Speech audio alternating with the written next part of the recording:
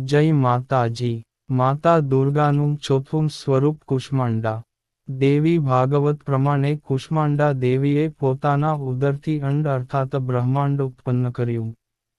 તેને લીધે દુર્ગાના આ સ્વરૂપનું નામ કુષ્માંડા પડ્યું। જ્યારે ચારેય તરફથી અંધકાર છવાઈ ગયો હતો ત્યારે દેવી કુષ્માંડાએ જ પોતાના બ્રહ્માની શક્તિના રૂપમાં પોતાના ઉદરથી બ્રહ્માંડની રચના કરી હતી।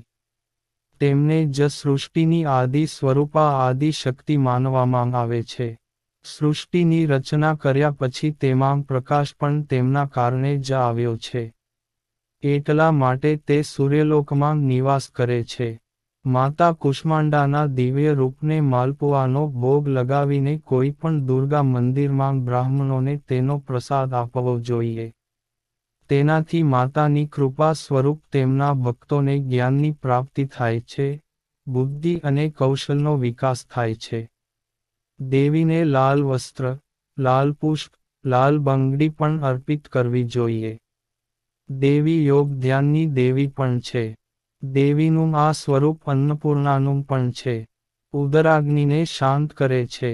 પૂજા કર્યા પછી દેવીના મંત્રનો જાપ કરવો જોઈએ।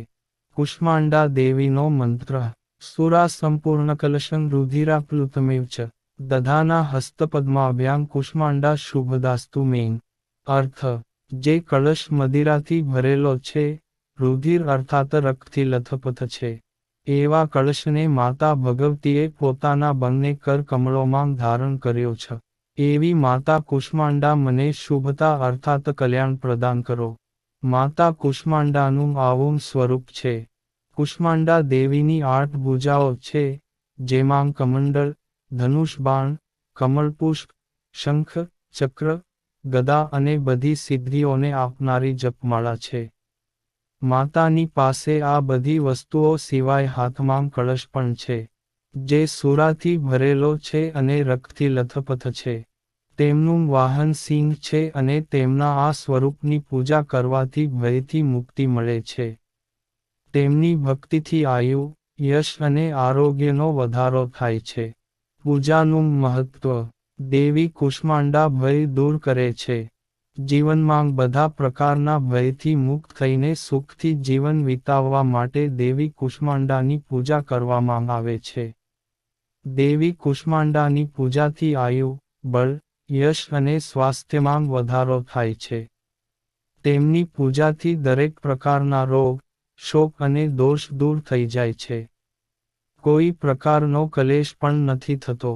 દેવી કુષ્માંડાને કુષ્માંડા અર્થાત કોળાની બલિ આપવામાં આવે છે। તેની બલિથી દરેક પ્રકારની પરેશાનીઓ દૂર થઈ જાય છે। કુષ્માંડાની પૂજાથી સમૃદ્ધિ અને તેજ પ્રાપ્ત થાય છે। તેમની પૂજાથી જીવનમાં વ્યાપ્ત અંધકાર દૂર થાય છે। જય માતાજી।